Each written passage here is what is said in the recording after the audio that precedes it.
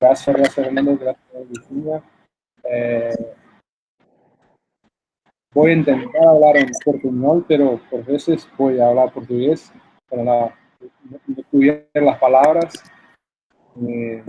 Pido perdón por los errores. Pero vamos a hablar un poco de Brasil y lo que he ocurrido en Brasil en los últimos 10 años en la educación abierta y particularmente en los recursos educativos abiertos. Entonces, vamos por acá. ¿Está bien? Bien. En Brasil tenemos acciones en torno de educación abierta y los recursos de los REA a casi 10 años. Empezamos los trabajos acá en unas fechas, unas discusiones como en 2007, pero efectivamente empezamos a trabajar en el universo de los REA y de la educación abierta de manera más estructurada como en 2011. Este es un slide un poco busy, ¿no? La idea es que no quiero hablar de todas las cosas que están acá, quiero mencionar algunas cosas que hicimos a lo largo del tiempo y después dividir la presentación, la planificación en dos partes. Una para hablar de lo que hicimos por mucho tiempo en torno de la política pública y después lo que estamos haciendo desde recién como 2 años para acá, que es muy distinto de lo que hacíamos en el inicio del proyecto. Y creemos que ha sido muy más efectivo.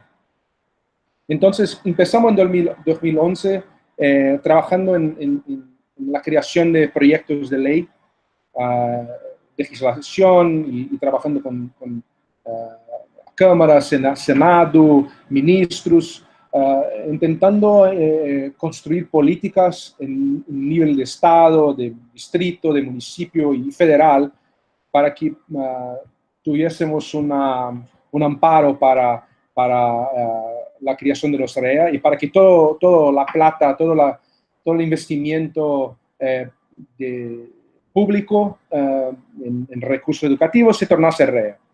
Iniciamos eso en algunos locales, en el municipio de São Paulo, en el nivel federal para Brasil, en el nivel de Estado de São Paulo, el nivel de Estado de São Paulo. Y tuvimos algunos sucesos, algunos sucesos, no sé si fala así.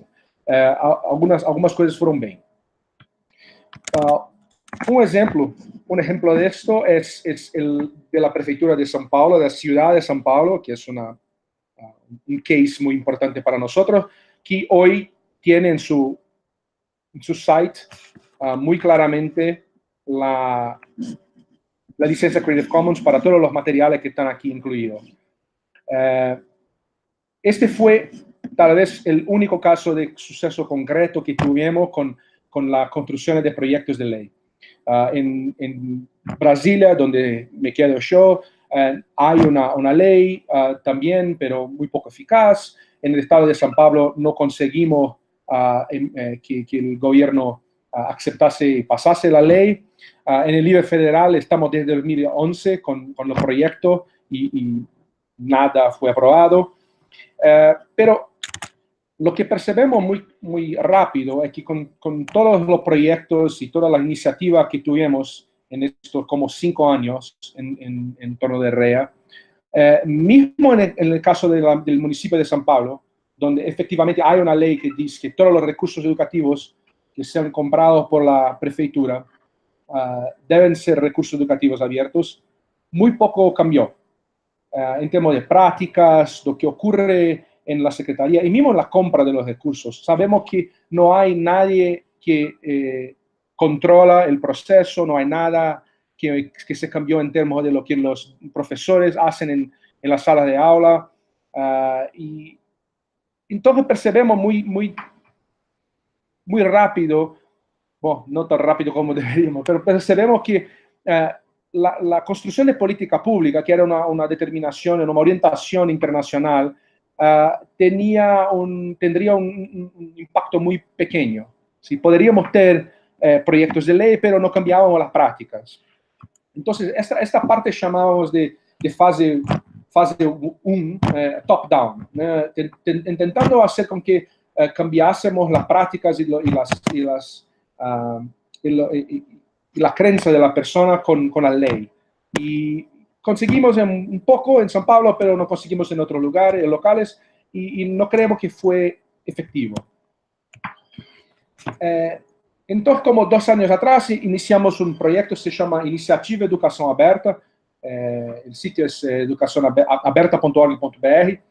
Y acá intentamos construir un espacio central donde podríamos discutir las cuestiones de educación abierta en Brasil. Y cambiamos nuestra estrategia. No trabajábamos más solamente con la idea de proyectos de ley, de decretos, de cosas de este tipo. Lo que queríamos hacer es trabajar con grupos menores, con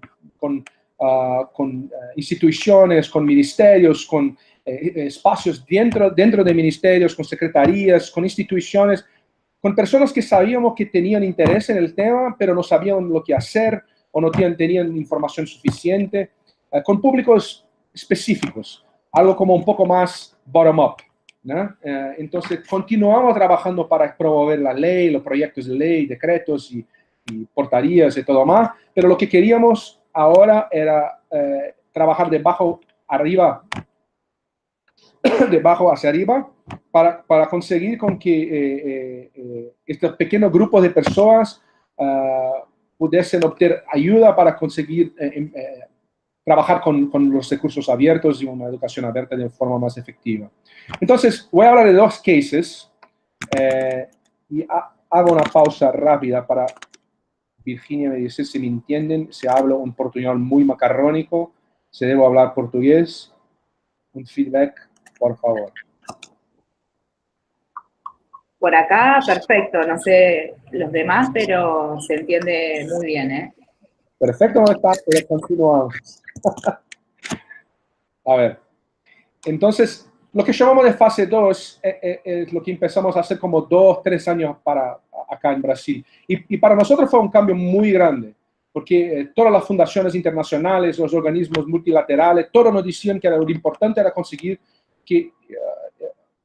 la política pública, que se cambiase la política pública y que tuviésemos una política que dejase claro que los recursos públicos deberían ser recursos abiertos. Bien, intentamos y no tuvimos gran suceso.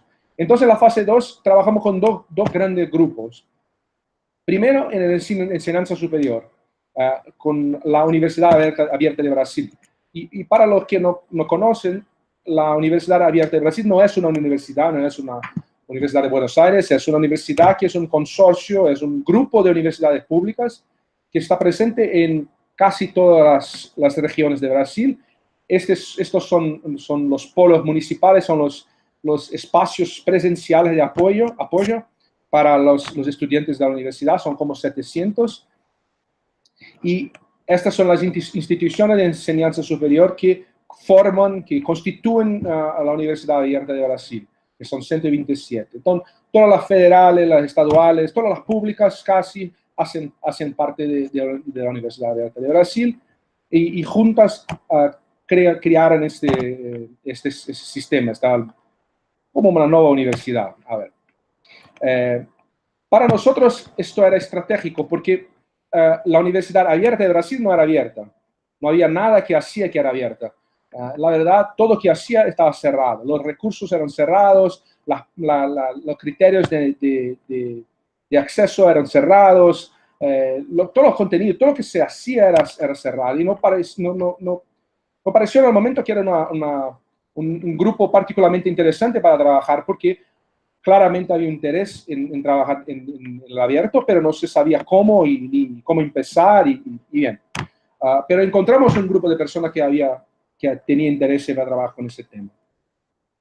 Y empezamos con varias acciones casi simultáneas. Todas las acciones no ocurrieron al mismo tiempo porque la vida es así, pero nuestro plan era que las cosas ocurriesen al mismo tiempo. Pero conseguimos hacer una serie de cosas y de manera distinta de la fase 1. No empezamos a trabajar con una ley, un decreto, una determinación de que todo en la Universidad Abierta de Brasil debería ser abierto. Empezamos preguntando, intentando entender cómo los participantes de la UAB entendían, comprendían lo que querían hacer en términos de abierto. Y traigo acá solamente 3 ejemplos de un survey que hicimos con una gran parte del público de la UAB, profesores y técnicos, y les preguntamos algunas cosas que nos ayudaran a pensar en cómo implementar una política para UAB. Una de las cosas más interesantes es que todos los recursos educativos creados en la UAB, y hay mucha plata para se crear recursos para la enseñanza superior en las más diversas áreas, todos estos recursos en su gran mayoría estaban cerrados dentro de las plataformas Moodle de cada institución. Entonces, teníamos como 127 instituciones, cada cual con su Moodle, cada cual con su curso, cada cual con su disciplina, y nadie cambiaba recursos, no había compartimiento, no se compartía nada. Y eso es una alerta, ¿no? Estamos hablando de universidades que están conduciendo, están ofreciendo los mismos cursos para un público muy similar, tiene material de calidad, pago con plata pública, y todos están cerrados en su propio mundo. Sabíamos también que, aprendemos también que los miembros de la UAB tenían muchas dudas sobre la gestión de derechos de autor. Es un escenario común, todos tenemos, mismo los experts tienen dudas sobre el derecho de autor, y no era distinto en la UAB. Y sabíamos también que había conocimiento sobre el tema en muchas universidades, en institutos. Sabíamos que las personas conocían un poco sobre eso, y cuando le preguntábamos si eso debería ser parte de una política de la universidad, en su mayoría todos decían que sí, como en casi la misma proporción de lo que decían sobre acceso abierto. Entonces había un alineamiento, vamos a decir así, un paralelo entre un interés en acceso abierto, que era una cosa más conocida, y también en trabajar en abierto en la cuestión de los recursos educativos. Entonces, y preguntamos mucho más y hablamos con mucha gente, pero entendemos que los participantes de la UAB, de todas esas instituciones públicas, ya trabajaban en este modo de colaboración, pero de manera informal, sin atentar a la cuestión de derecho de autor, y los recursos estaban cerrados, y conseguimos ahí entender un poco el escenario para que pudiésemos empezar a trabajar. En el mismo tiempo, y bueno, la ley camina en el tiempo de la ley, nuestro Consejo Nacional de Educación passou uma legislação, um decreto, uma legislação, uma normativa, que a gente chamaria no Brasil, que decía que las instituciones que trabajan en la educación a distancia deberían se atentar a los recursos educativos abiertos, deberían priorizar los recursos educativos abiertos, trabajando con licencias libres, con un interés de adaptación, recombinación, de forma gratuita por lo público, por los ciudadanos. Entonces, eso fue una recomendación. El Consejo nos dijo que deberían, pero recomendaban que eso es un paso importante, es una cosa importante. Y esto fue una iniciativa del propio gobierno de Brasil. Y poco después, con base en esta normativa del Consejo, CAPES, que es responsable por la Universidad Abierta de Brasil, creó una portaría, un decreto, que ahí sí decía que todos los recursos creados con plata de la Universidad Abierta de Brasil deberían sí ser abiertos y deberían tener una de 4 licencias Creative Commons. Ninguna de las licencias no derivadas, todas las 4 otras. Y la persona puede escoger lo que quiere, puede elegir que quiere usar CC BY NC, CC BY NC SA.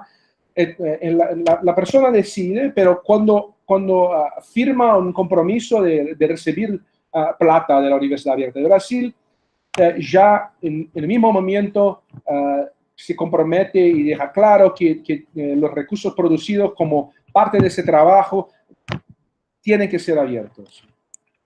Y para nosotros eso fue muy interesante porque de una vez sola, en vez de ir a cada institución, a cada universidad y hablar con todas las personas, por acá, trabajando con personas que están en educación a distancia, que ya tienen interés por un tema, un conocimiento del tema, conseguimos de una sola vez, trabajar con 127 universidades e institutos para que todos ahora deberían se atentar, deberían entender ese tema y trabajar con ese tema. Pero sabíamos que no era lo suficiente. La tercera parte es trabajar para la construcción de un repositorio. Si todo está en Moodle de cada institución, tenemos que tener algún espacio mínimo para conectar estos repositorios institucionales y también ofrecer un espacio para depósito para los que no tienen donde depositar sus recursos.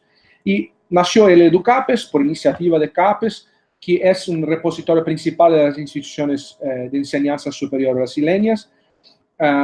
Ainda un poco problemático, tiene su problema, pero ya trabaja con la noción de recursos educativos abiertos. Cuando se deposita un recurso en EduCapes, le pide que elija una de las licencias y se sigue con un repositorio abierto, pero con recursos también cerrados. Pero es un espacio donde se puede depositar recursos educativos abiertos y la propia CAPES trabaja con las instituciones de enseñanza superior para ayudarlos a traer los recursos para EduCapes de forma abierta. Entonces, tenemos dónde. Y por último, con base en el estudio que hicimos, sabíamos que había muchas dudas sobre recursos educativos abiertos. Lo que son, qué son las licencias, cómo elegir licencias. Entonces, sabíamos de la necesidad de una formación, de un curso para la UAB. Estamos finalizando ahora este curso esta semana. Tuvimos 300 participantes, como 90 concluyentes, personas de la propia UAB que tuvieron la oportunidad de aprender más sobre REA, que son recursos educativos abiertos, y hicieron una serie de actividades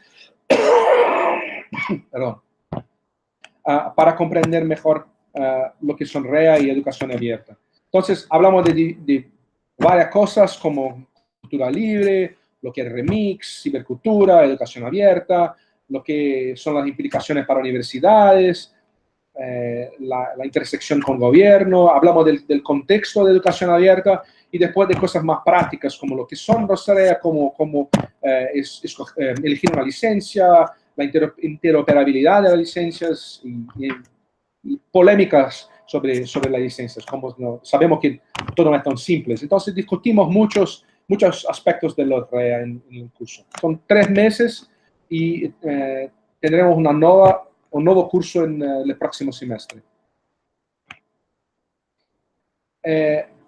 Mientras, el grupo de Iniciativa Educación Abierta creó un guía cómo implementar una política de educación abierta, porque queríamos apoyar no solamente los municipios de los estados, pero las instituciones para pensar en cómo traducir todo lo que aprendieron en el curso y este interés del gobierno de trabajar con educación abierta para que sus instituciones pudiesen trabajar también con una política. Y hay una buena discusión de cómo planear, implementar y garantir la sustentabilidad de una política de educación abierta para instituciones. Y claro, es un libro abierto que trabaja con esta cuestión, está en PDF, en otros formatos, se puede bajar y nos quedó como un recurso muy bueno para discutir con gestores públicos, con funcionarios públicos, para discutir la cuestión de abierto en sus instituciones, su grupo, cómo construir una política. Este fue lo que hicimos en la enseñanza superior con la Universidad Abierta de Brasil y hay ahora, creo, una aceptación muy grande del tema de REA, mucho desconocimiento ainda.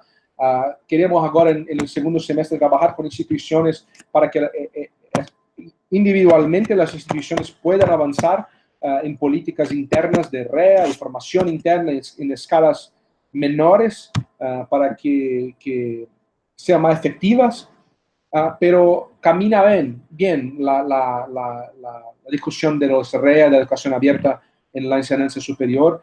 Creemos que tenemos más personas, mucho más personas que entienden del tema y le gusta el avance de la REA en las instituciones de enseñanza superior. Bueno, la segunda parte de la fase 2 fue el bottom-up en la enseñanza básica, que fue un poco distinta, pero caminamos mucho en temas de educación básica en Brasil. Eso empezó con la participación de Brasil en la parcería del Gobierno Abierto, OGP. En su tercer plan en Brasil había un compromiso firmado por el Ministerio de Educación de incorporar en la política educacional algo de cultura digital, específicamente el uso, reuso y adaptación de recursos educativos digitales. No se habla de recursos educativos abiertos, pero se usa la palabra reuso, adaptación, entonces entendemos que se habla de REA, pero no exclusivamente. Esta transformación no es simple, no se parte de compra de recursos cerrados y de una hora para otra se cambia para recursos educativos abiertos. Entonces hubo un compromise de que trabajamos en priorizar los REA, pero no solamente los REA. Uno de los grandes problemas de Brasil, de sus méritos, es que tenemos un gran plan nacional de libro didáctico. Son libros que son distribuidos a todos los alumnos de Brasil en el nivel básico y medio. Y el ministerio gasta como poco más de un billón de reales por año en el PNLD. Estos números son de 2017 y 2014, pero lo que conseguimos, que es poco ainda, es que todo lo material digital complementar que recibe el profesor, guías, materiales instruccionales, planes de aula, todo este material creado por las editoras obligatoriamente tiene que tener una licencia Creative Commons. Es claro que lo que queríamos de verdad es que todos los libros sean abiertos, pero eso está muy lejos de ocurrir. Es mucha grana, mucha plata, es un cambio de modelo de compra, no es tan simple. Mismo que las editoras hoy quisiesen trabajar en el abierto, la relación del ministerio con las editoras es tal que a mucho tiempo se hace de una manera que tenemos que caminar y trabajar para cambiar las cosas de manera despacita. No es tan simple, pero ya empezamos con eso y lo que ocurrió, lo que fue bien de eso es que las editoras no buscan para conocer más sobre lo que es el Creative Commons y saber más de lo que es los REA, cuáles son las implicaciones de eso para el mercado editorial y los cambios que van a ocurrir. Y por parte del ministerio nos procuran para saber cómo podemos hacer para comprar de otra manera. ¿Qué otros métodos tenemos para comprar? ¿Cuáles son las implicaciones de comprar un recurso con Creative Commons, que tiene una licencia perpetua e infinita? ¿Cómo se mantiene el mercado editorial vivo con licencia Creative Commons y con la compra en modelo abierto? Entonces se empezó en 2018 con esta llamada para recursos abiertos y ahora tenemos un camino que no hay vuelta. Ya saben las editoras que tienen que pensar en el abierto y sabe el gobierno que tiene que cambiar cómo va a comprar recursos en el futuro. Puede ser que no sea tan rápido cuanto queremos, pero está ahí, empezó. El segundo movimiento fue la creación de un gran repositorio para la enseñanza básica, bien más sofisticado, organizado que la enseñanza superior, que agrega todos los recursos, y son muchos recursos de MEC, del Ministerio de Educación, como un Educar. Y ahora tenemos un portal que nació como un portal de recursos educativos abiertos. Es nuevo, está en el aire como a 2 o 3 meses y hay muy clara distinción para la persona que participa en el portal, que navega en el portal, que hay recursos abiertos, hay recursos gratis y hay recursos cerrados. Entonces, para nosotros, lo que queríamos nosotros, es claro, nuevamente, es que tuviésemos un portal solamente con recursos abiertos, porque eso es muy más fácil para la persona que utiliza, no hay confusión, es muy simple y es el modelo que queremos, pero sabíamos que no podíamos. Entonces, pensamos en la creación del portal integrado como una manera de comenzar a sensibilizar y garantir que las personas que trabajan en el mundo digital, los profesores, los docentes, comiencen a comprender la diferencia entre el gratis y el abierto y los cerrados, que no son la misma cosa.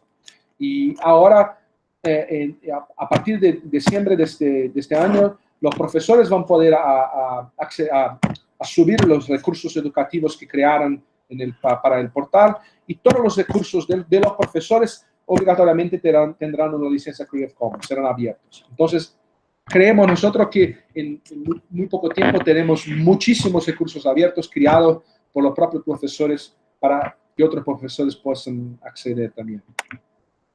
Y lo más importante, creo, que ocurrió en temas de legislación en Brasil recién fue en mayo de ese año, que tuvimos una portaría del ministerio que dicho que todos los recursos educativos para la educación en enseñanza básica, producidos con plata del MEC, siempre deberán ser recursos educativos abiertos. Y si son digitales, tienen que estar en sitios públicos. Y esta última parte es muchísimo importante para nosotros porque tenemos, al contrario de muchos de otros países, una preocupación muy grande con el público. Para nosotros no basta que sean REA, queremos que sean REA y que las personas tendrán acceso a esos recursos para siempre. Y que no podemos depender de un Google o de una Microsoft o Amazon para crear un portal que en el futuro puede nomás estar ahí. Plata pública, estén siempre disponibles de manera pública. Entonces, esta portaría fue un avance muy grande. Creo que muchas personas de fuera de Brasil se encantaron con esa idea. Está muy interesada en el tema y quiere avanzar en la promoción de los recursos educativos abiertos. Y para finalizar,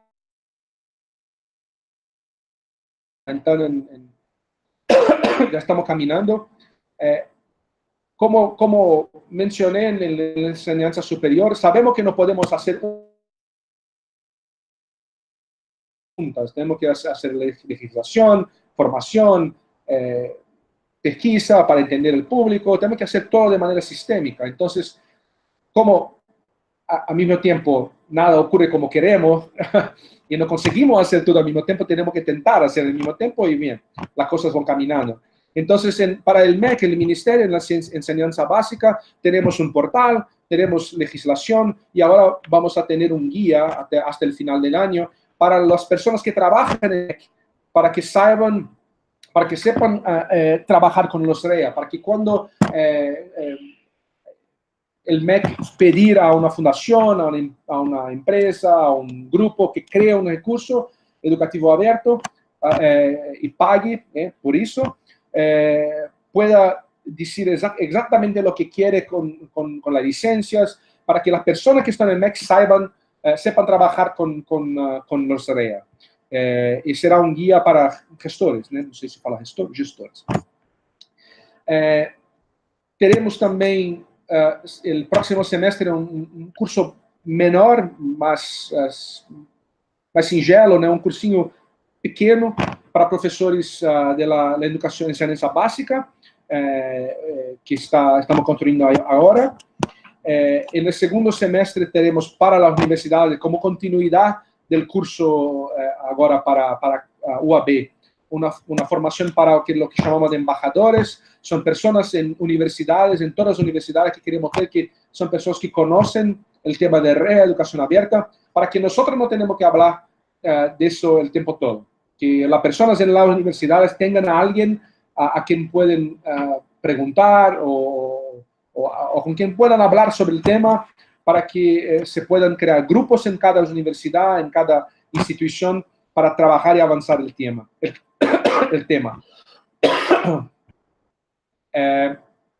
Para el Plan Nacional del Libro Didáctico, PNLD, sabemos que hay muchas dudas de todos en este proceso y tenemos un guía también para explicar un poco cómo funciona REA para las personas envolvidas en el Plan Nacional del Libro Didáctico, intentando nuevamente no hacer una ley que cambia todo, pero hablar con las personas, trabajar con las personas para que possa trazer as pessoas, né, ao invés de afastá-las, né, para que elas não se assustem. y perciban que REA es algo que puede ser bueno para lo que trabajan, sea las editoras, sea los docentes, los profesores, los gestores. Entonces, un otro guía para las personas que trabajan en PNLD. Y tendremos, espero, muy breve, 2 encuentros, uno este año y uno el próximo, uno que creo que es tuvimos un cambio. El primero será en latinoamericano, para que los gobiernos se junten para discutir las políticas. Brasil tiene ahora una semi-lideranza, liderazgo, perdón, en la área de políticas de REA, pero sabemos que otros países también tienen grandes avances en esta área, pero no hablamos mucho, no conocemos mucho, y principalmente los gestores, los ministerios no se conocen tanto. Entonces queremos traer todos juntos para discutir cómo podemos avanzar en temas de Latinoamérica y de países de lengua portuguesa, cómo podemos avanzar juntos en la promoción de los REA. Ya hicimos en el pasado y queremos retomar ahora con una mirada para los REA. Bien, perdón nuevamente por el portuñol, creo que fue un poco rápido, no tengo el tiempo conmigo acá. Dejo mis contactos y bien, estoy a disposición.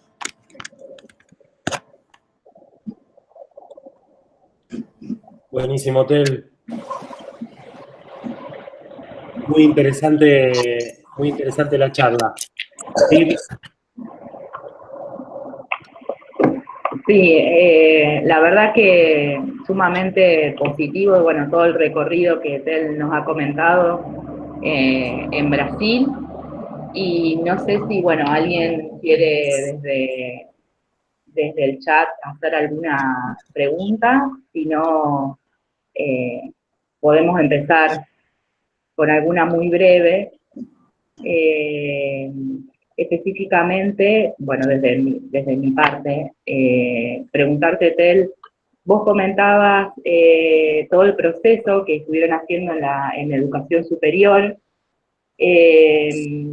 y por lo que comentabas, el tema de las normativas o de las leyes no han sido la principal variable a tener en cuenta, sino que más que nada ha sido el cambio, digamos, de mentalidad o de filosofía en esos grupos que han podido contactar, ¿no? La pregunta en especial sería, en principio, ¿con qué grupos de la educación superior han trabajado? Si han sido bibliotecarios, estudiantes, docentes, cursos de extensión, etcétera. Y una segunda, ¿cuál piensas que ha sido o han sido los aspectos o los factores primordiales para pasar de una cultura de trabajo más cerrada a una más abierta, en educação aberta? Bom, Virginia, se eu te entendi direito, então, com quem trabalhamos, né, para conseguir avançar, com quem trabajamos, o fator mais importante para o cambio. Bom, Exacto. Nuestra estrategia fue trabajar con las personas en educación a distancia. Postulábamos que si la persona que trabaja con EAD son las personas que ya tienen una mirada un poco distinta para la cultura digital, y la net, y conectividad y todo más, que son componentes esenciales para el avance de la educación abierta. Se puede hacer educación abierta presencial y, claro, se puede hacer educación abierta de todos modos, pero lo que pensamos como educación abierta depende mucho de una mirada positiva para la gestión de cultura digital. Entonces, cuando empezamos a trabajar con la enseñanza superior, pensamos en estas personas, en las personas que en cada universidad, en Brasil, hay una distinción muy grande entre quien trabaja en educación a distancia y quien trabaja con el presencial. Y trabajan juntas, pero en campos distintos. La legislación es distinta, los cursos son distintos, los alumnos son distintos, pero todos en universidades públicas. Y lo que percebemos es que con estas personas, muchas de esas personas, fue una sorpresa, como 5 o 6 años atrás, que muchas de esas personas ya conocían REA. Incluso en una universidad había un proceso de creación de la política, y nadie sabía de eso. encontramos muchos problemas, muchas barreras, muchas dificultades. Percebemos que trabajando con esas personas no partiríamos de los ceros, de los nada. Al paso que queríamos trabajar con los profesores tradicionales, tendríamos que trabajar en la perspectiva de hablar de Internet, del futuro de educación, del acceso a educación, de cultura digital, lo que sería de la estructura que tenemos, que somos como 3 o 4 personas, no teníamos condiciones de hacerlo.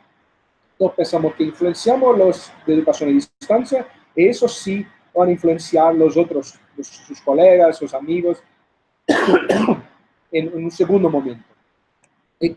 Creo que fue un suceso.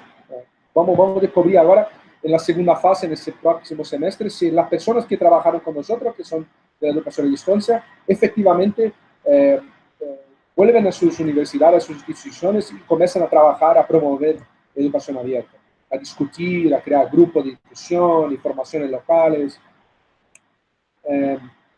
La segunda pregunta, ya me olvidé, perdón.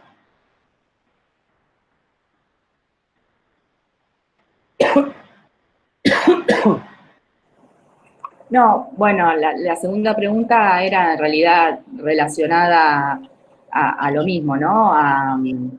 ¿Cuáles eran, digamos, además de los factores importantes para trabajar con todo este proceso de cultura abierta, en este proceso que ustedes realizaron en la universidad, ¿cuánto tuvo que ver la normativa o cuánto tuvo que ver las prácticas de educación? Una de las cosas que no queremos decir del caso de Brasil es que abandonamos el top-down, las normativas. Eso son muy importantes, porque para algunas personas, si no hay una normativa, no hacen nada. No tienen interés. Y para las instituciones era un problema muy grande, sabíamos por estudios que habíamos hecho, que las instituciones se sienten muy desamparadas si no tienen una normativa, una legislación. Cada cual hace lo que quiere y se complica mucho. Entonces, lo top-down es muy importante, pero lo que pensamos es que solamente el top-down, si hicimos solamente el top-down, hay caos. O nada acontece, como creemos que ocurrió en San Pablo, en el municipio de San Pablo, en enseñanza básica, o si tuviésemos hecho eso en enseñanza superior, habría un caos, porque las personas se sentirían oprimidas y como un top-down, realmente no harían nada, porque intentarían burlar el sistema, cambiar las prácticas, pero no en la dirección que lo queríamos.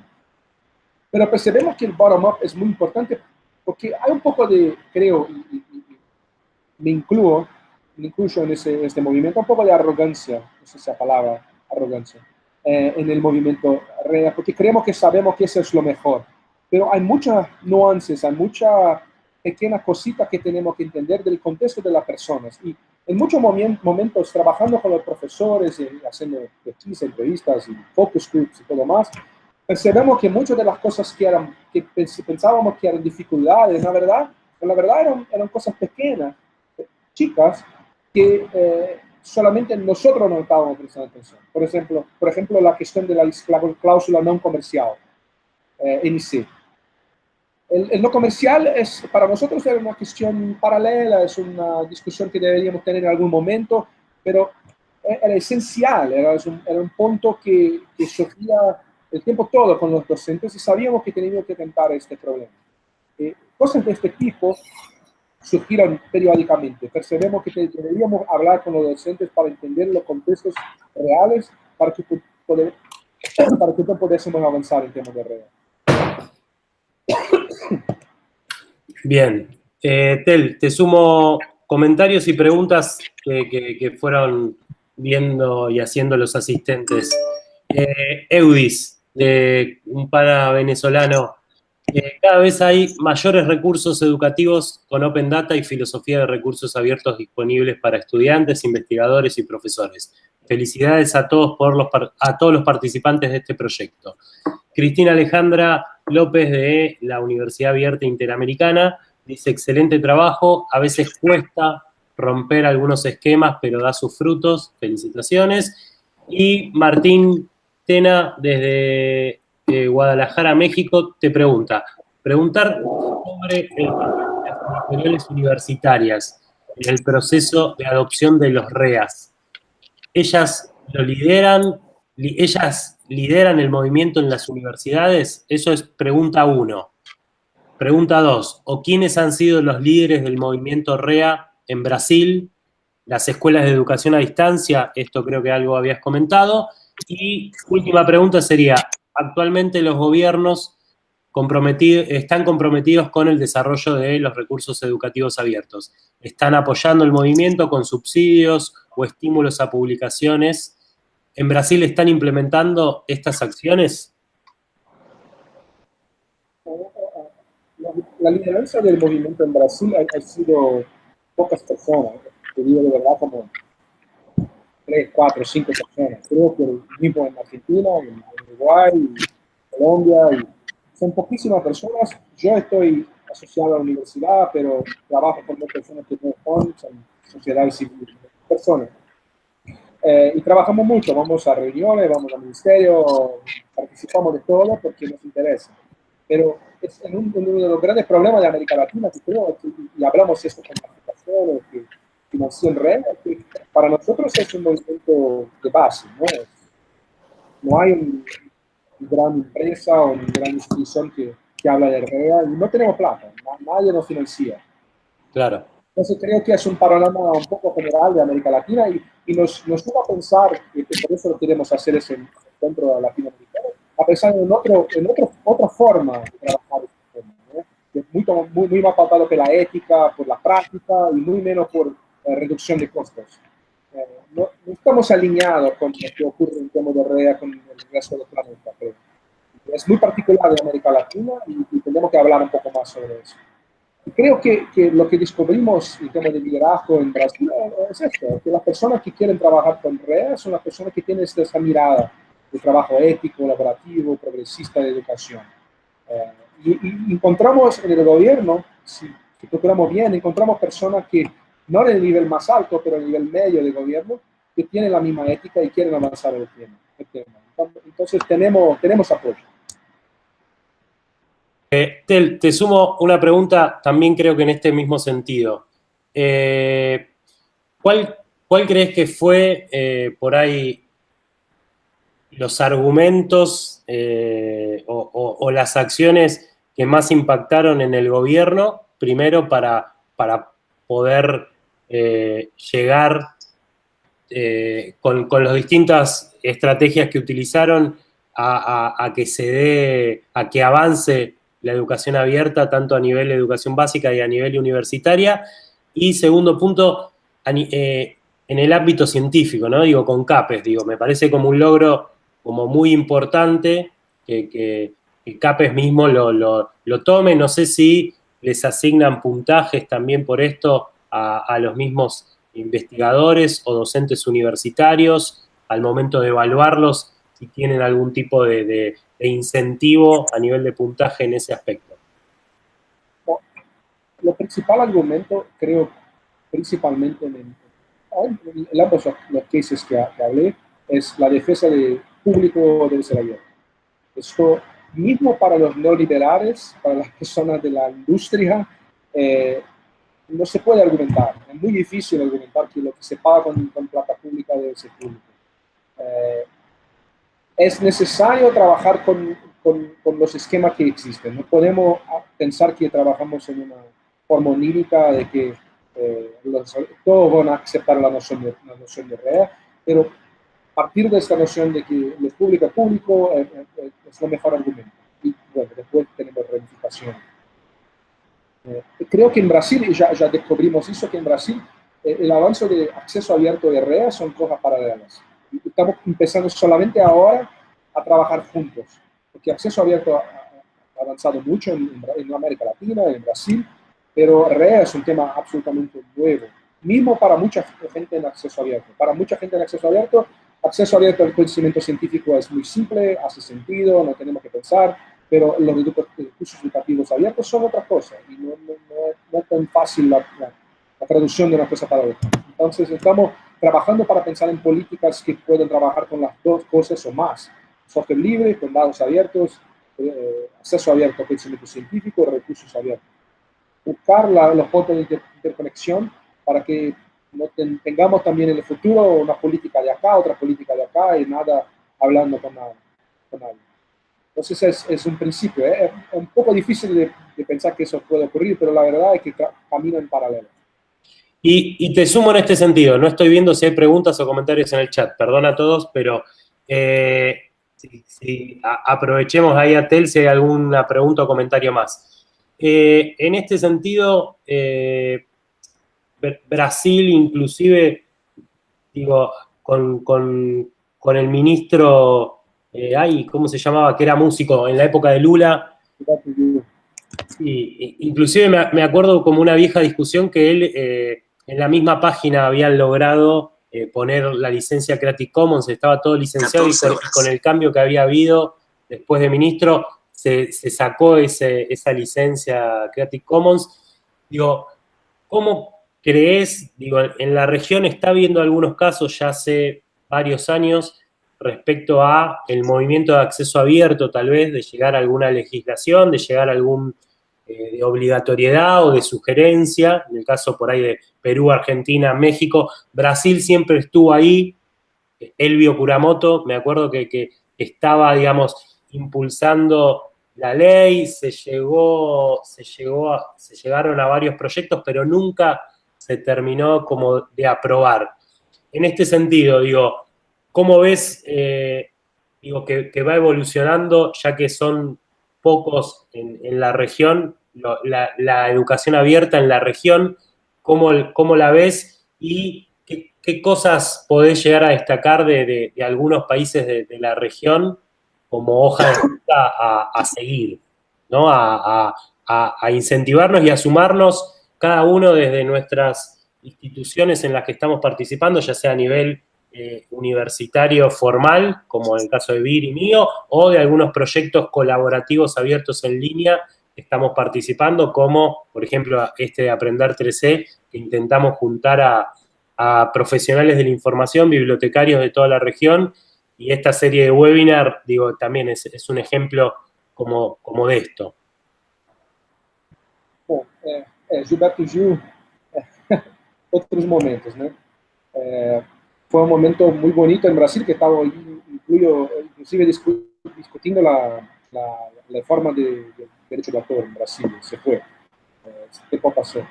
Pero lo que para mí, lo que me enseñó este movimiento fue lo que aprendemos con Dorrea, que si se hace una cosa muy top-down y muy bottom-up, las personas quieren, el gobierno quiere, pero las personas que permanecen en el gobierno, las personas que son en middle ground, que permanecen, que la están, independiente de Gilberto Gil o quien quiera que sea, si estas personas no están atentas, no entienden, no quieren, nada permanece. Porque Gilberto se va y el pueblo, bueno, tiene sus anseos, pero no puede acceder a este nivel el tiempo todo. Entonces me enseñó la misma cosa. Tenemos que trabajar top-down, bottom-up. Si no, nada permanece. Y no sé, pero lo que tenemos hoy puede sumir. Pero es la aposta que tenemos. En América Latina tuvimos hace poco una visita de personas de Uruguay que avanzan mucho en la discusión, pero creo que tienen desafíos muy parecidos. Cuando hicimos un survey en América Latina como 4 años atrás, lo que me sorprendió es que no sabían mucho. Cuando preguntábamos a las personas de repositorios, iniciativas políticas, la verdad que las personas en sus propios países no conocían las cosas que estaban ocurriendo en sus propios países. Tuvimos un encuentro latinoamericano preparatorio para el Congreso de UNESCO en San Pablo, y no creo que tuviéramos muchas novedades. Sabemos de repositorios, sabemos de una política otra como Argentina y Colombia, pero nada muy grande, pero muchas cosas pequeñas. Se hace más difícil conocer las cosas pequeñas porque no tenemos un lugar para hablar de eso. Entonces, lo que dijo yo en el encuentro es, hablemos más de las cosas pequeñas. Necesitamos que las personas conozcan de todos los repositorios, iniciativas, profesores, departamentos, grupos de pesquisa que están haciendo este movimiento en América Latina. Y no necesariamente pensemos tanto en los grandes proyectos, grandes iniciativas que eventualmente ocurren en América Latina, porque eso se va. Y creo que estamos en el mismo momento. Ainda no sabemos muy bien quién son las personas, uno u otro nos conocemos, pero no tenemos un mapeo, conocimiento grande de lo que ocurre en América Latina. Y bueno, queremos avanzar. Perfecto. ¿Mir? Sí, no, me quedé pensando en varias cuestiones, ¿no? Pero que podemos seguir hablando, pero el tema del desconocimiento el desconocimiento entre los actores de educación abierta, creo, encontrar un lugar de conversaciones sumamente interesante, eso por un lado, como a destacar. Pero para preguntarle a Tel, en realidad, hablaste de incentivos, ¿no? En algún momento, la falta de incentivos también para llevar a cabo estas políticas de educación abierta o de REAS en especial. ¿A qué lo atribuyes? ¿A un desconocimiento de lo que es REA en particular? ¿A la falta de sensibilización en estos temas? ¿O a la falta tal vez, digamos, de estos factores o de estas políticas específicas desde la educación superior o básica sobre tener datos sobre el impacto real del uso de REAS? O sea, ¿qué es lo más importante que crees que habría que empezar a hacer como para que se transforme en política de Estado, ¿no? Todas estas políticas o normativas de educación abierta. Sí, mirando cuestiones de impacto, de qué es la inclusión que trae a colación la educación abierta o algún otro aspecto, ¿no? De sensibilización, para llegar a los incentivos, ¿no? No sé si se entendió la pregunta. Qual a melhor maneira de começar esse movimento de política para eventualmente chegar a um incentivo?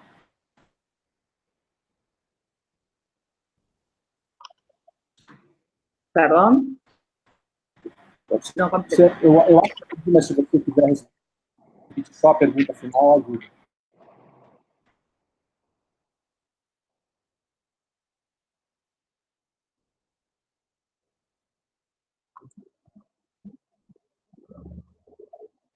Ah, la pregunta, bien.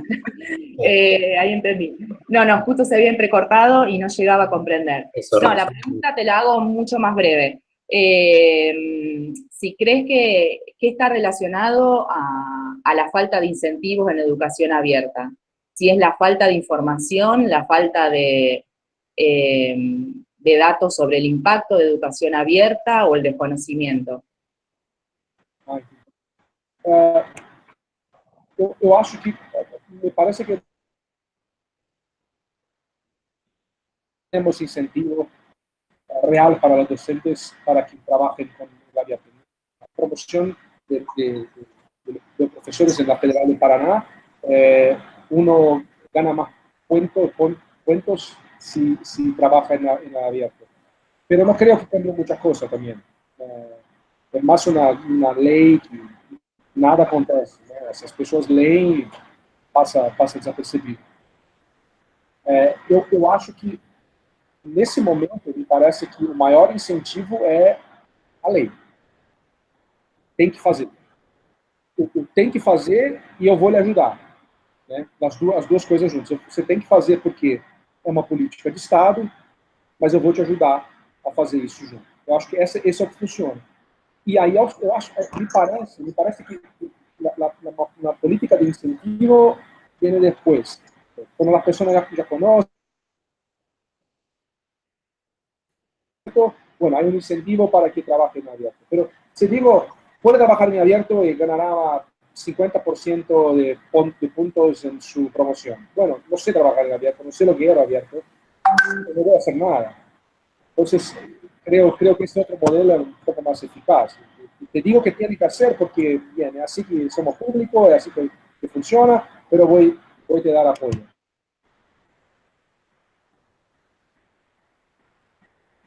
Bien.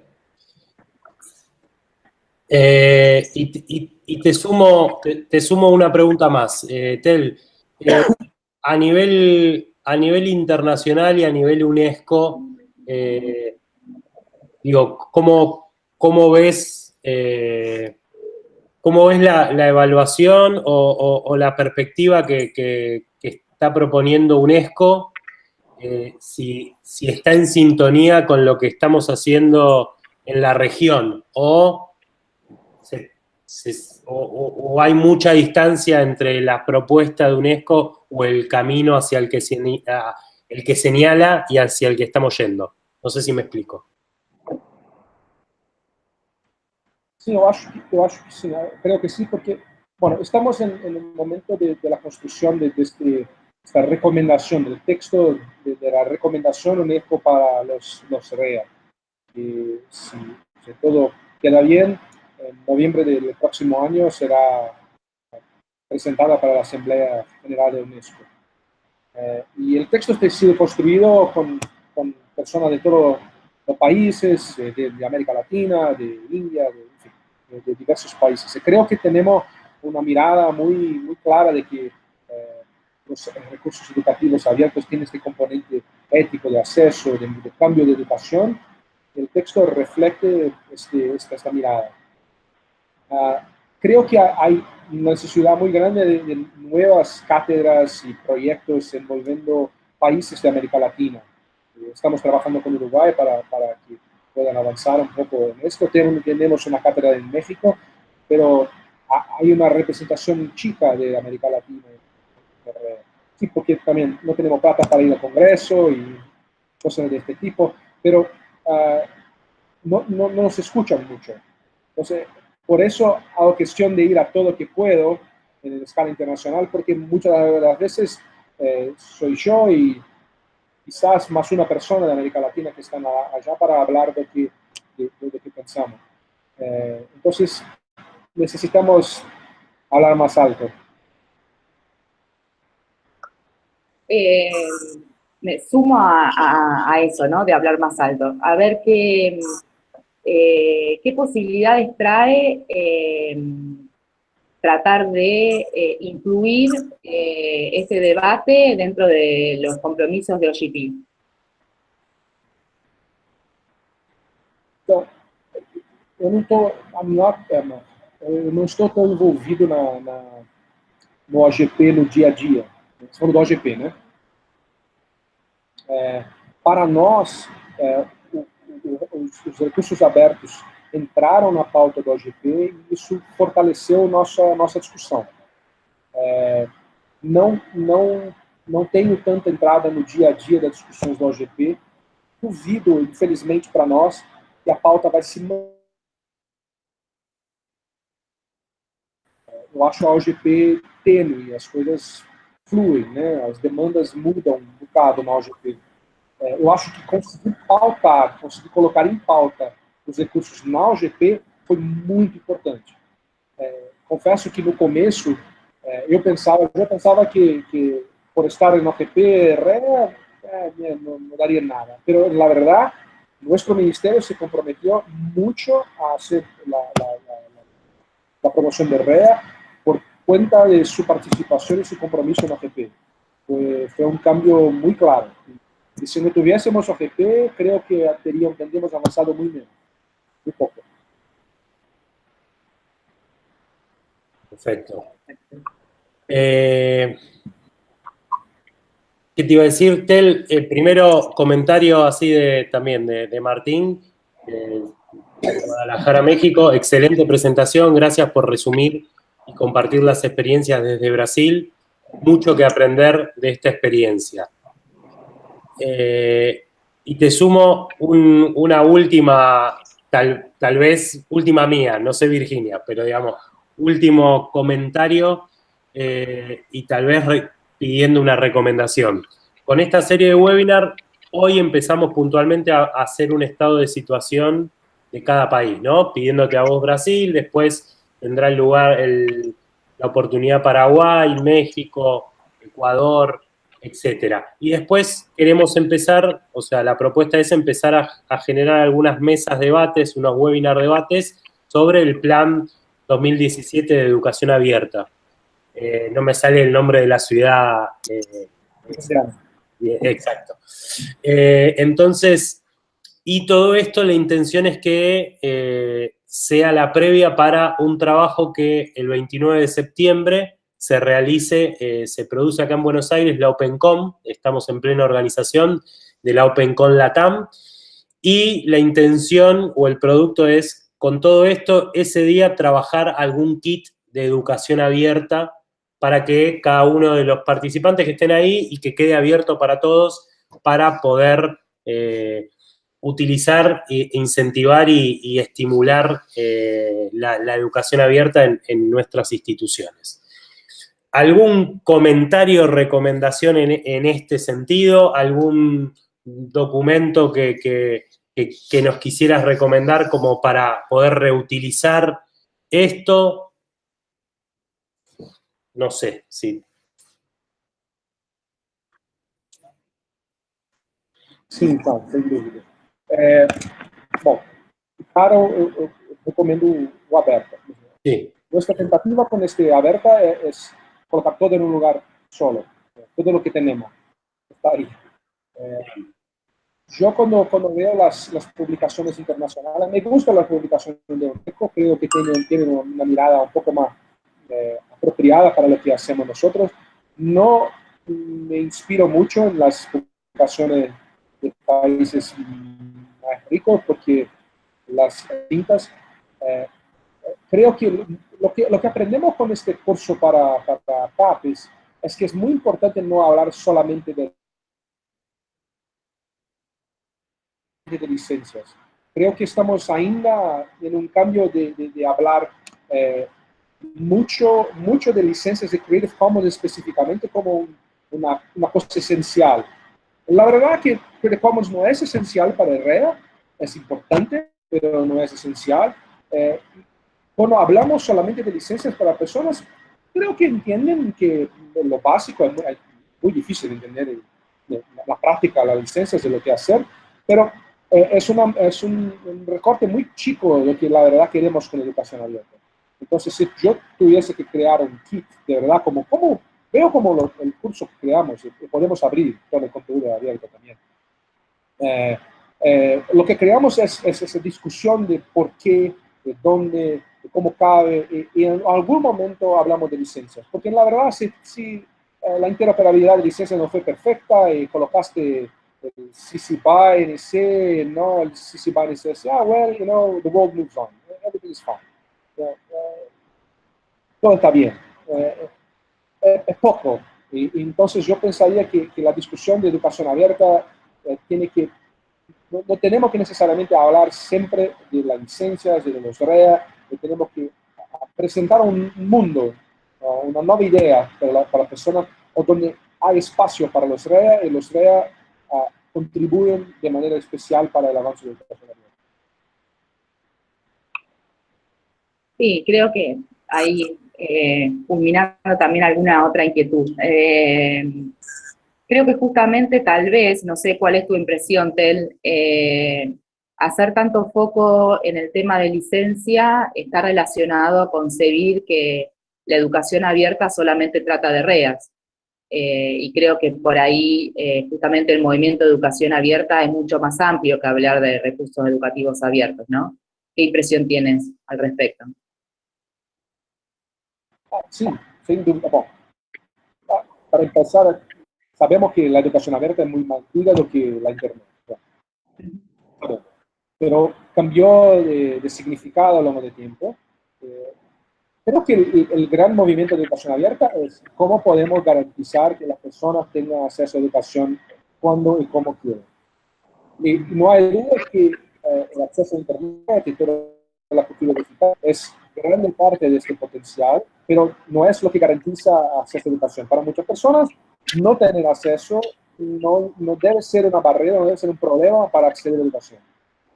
Tenemos que pensar en eso, principalmente en América Latina. Tenemos que pensar si no tengo internet, no tengo acceso a eso hace parte de lo que es de la educación abierta.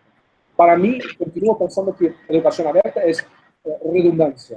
Cómo hacer lo máximo, de la máxima de manera posible para que cualquier persona pueda en algún momento aprender lo que está ahí, que quiere aprender. Entonces, discutir a través de esta mirada de que estamos intentando, en la verdad, utilizar todo lo que tenemos, sea internet, 3D, libros, papeles, lo que tenemos, todas las medios disponibles, todas las configuraciones que podemos crear para que las personas puedan aprender. Y los recursos digitales son parte de eso y impulsiona el movimiento, pero en la acción como creo. Bien. Buenísimo. Bueno, Vir, ¿qué hacemos? No te queremos dejar ir, Tel, te queremos seguir haciendo preguntas, me parece, hasta siempre. O sea, te queremos acá, claramente. Bueno, yo, Vir, no hay más comentarios acá ni preguntas, así que podemos agradecerle y liberarlo, creo. Sí, sí, totalmente. Después, lógicamente, Tel tiene ahí, dejó todos sus datos. Le pueden seguir haciendo preguntas vía Twitter y los datos que dejó allí en su Power, en su presentación, que luego también van a ser compartidas en la plataforma, así que podemos seguir y le pueden llegar a seguir haciendo preguntas luego de repasar tal vez el webinar. Por mi parte, sumamente agradecidos en que hayas compartido hoy, Tel, con nosotros toda tu experiencia respecto a Brasil y también todo lo que has hecho a nivel internacional respecto a este movimiento. Así que, por mi parte, ya creo que estaría. Buenísimo. Bueno, sí, invitarlos la semana que viene a seguir con un nuevo webinar. Estamos ahí terminando de confirmar si va a ser el miércoles o va a ser el jueves, así que les pedimos paciencia en ese sentido y que estén acá la próxima semana para seguir conociendo el estado de situación de la educación abierta y de iniciativas en otros países. Nos quedan por delante, hoy Brasil fue el primero, pero nos quedan por delante varios, nos quedan por delante Paraguay, nos queda por delante Colombia, México, Ecuador, Uruguay mismo, así que nada, los esperamos y esperemos que sirva para esto, para debatir, para aprender, para preguntar y para formarnos en comunidad y seguir algunos ejemplos, sobre todo también, digo, en el caso de Tel, que no solo a nivel de educación abierta, sino también comparte el GitHub, muchos de los desarrollos se pueden reutilizar, muchos de los mapas, así que la verdad que nada, que muy agradecido y muy contento en lo personal de cruzarnos con personas congruentes con el trabajo que hacen y cómo son. Así que, nada, eso. Intenta hacer un piropo, Tel, de agradecerte todo tu conocimiento y todo lo que compartís. Así que muchas gracias. Saludo a la gente y saludo a Tel y nada. Y muchas gracias. Eu queria agradecer porque eu acho que o que vocês estão fazendo é extremamente importante. A gente fala sempre que não se reúne, a gente não acha tempo para se reunir. Então, eu já estou motivado para ver as apresentações dos países que eu não conheço tão bem, como você falou, Paraguai, Equador. Vou acompanhar para poder aprender também. Fiquei muito feliz de tentar passar meu oportunidade aqui. Y agradezco la iniciativa. Bueno, muchas gracias. Bueno, listo. Saludos a todos. Los veo la semana que viene. Nos vemos acá con Virginia y seguimos con esta serie de webinars sobre los desafíos de la educación abierta en Latinoamérica junto al grupo ARIA y a la comunidad Aprender 3C. Muchas gracias a todos. Chau, Bir, chau, Tel. Hasta la próxima. Chau. Ahí estamos. Chau, chau, chau.